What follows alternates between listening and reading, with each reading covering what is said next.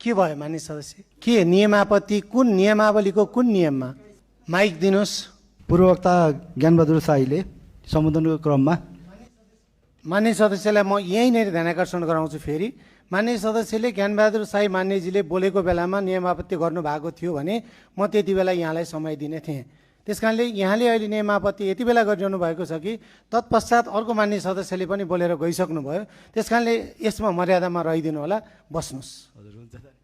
यहाँको केमा नियमापत्ति हो? कुन नियमावलीको कुन नियम आपत्ति हो? नियमापत्ति चाहिँ नियमावलीको के कुन नियममा नियमापत्ति हो मान्य सदस्य? नियमावलीको दफा 21 मा मेरो नियमापत्ति छ।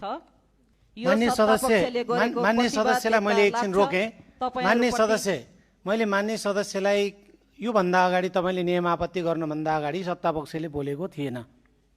यहाँले नियमापत्ति गर्दा तत्कालीन समय जति बेला जुन विषयवस्तुमा बोलिएको छ र त्यति बेला नियमापत्ति गर्नुपर्यो।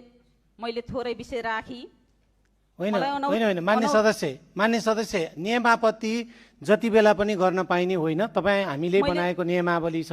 त्यसकारणले यहाँलाई बसिदिन अनुरोध गरेँ। मैले सम्मानित होइन यहाँलाई बोल्न मन लागेर बोल्न खोज्नु भएको हो भने विषयवस्तु फरक हो।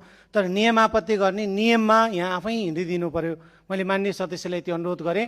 बस्नुहोस्।